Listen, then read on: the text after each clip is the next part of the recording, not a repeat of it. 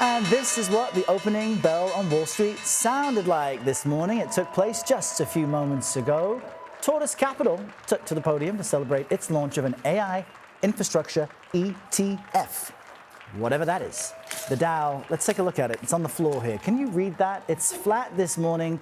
Let's see, it's only up about 35 points, but it's just getting going. 3 minutes of trading at this moment. All three major markets rallied yesterday on news that Nicolas Maduro had been captured by the U.S. and Venezuela, coupled with President Trump's statements about the need for investments in its oil industry. And we've got Kristin Myers here to discuss that and more. She is the ETF editor-in-chief of Asset TV. So you know what all these letters mean. Yes. And she joins us now.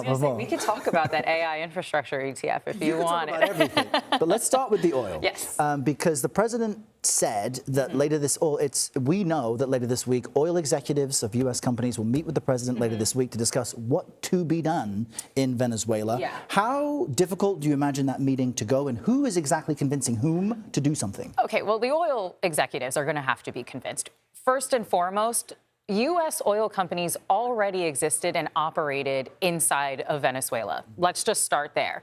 It was about 20 years ago, and then Venezuela came and took all of their assets. I mean, ConocoPhillips still has billions of dollars that they're trying to recoup in losses from just 20 years ago. So they now have to be convinced to go back into a country where, again, the current acting president is a Maduro loyalist, where you have a lot of government officials that still have links to terror organizations and drug cartels. This is a country that is not yet built up with its own infrastructure. And now you're asking U.S. companies, perhaps U.S. taxpayer investment into the nation to bring their oil industry essentially back online. And that's going to take billions of dollars, over $100 billion. From the government, from these companies, the American people, these are taxpayer funds, so would need to support this as well. So are these the big concerns over what comes next? President Trump said oil 20 times in his weekend press conference, while previously saying it's not about the oil, it's about drugs.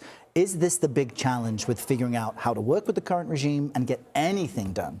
Yeah, I would actually say that the oil bit is actually probably the easiest bit, right? We already have American companies that can take the Venezuelan oil, that can refine it, that can ship it out. They are sitting on the world's largest oil reserves, and their issue has really been getting the oil out of the ground, refined, shipped out, and delivered. That's not really the biggest issue. The biggest issue, again, are the political problems that the country has, the economic problems that the nation has, and again, the drug problems that the nation has. I mean, I've spoken to people before that frankly called Venezuela a mafia state or even a narco state. And that's a really difficult situation to really operate in. And again, to get U.S. taxpayer and obviously American oil companies to try to operate inside of. Tough to do business. Last couple seconds, how can AI be used in an ETF?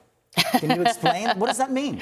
It means that you're going to be investing in artificial intelligence or all of the companies that essentially make up artificial intelligence. So it's a quick and easy way to buy into the sector. It's a bit too easy. I need to understand I don't know about Tortoise Capital's ETF, but this is not an endorsement. Yeah. Okay, Kristin Myers, great to have you here. Thanks so much.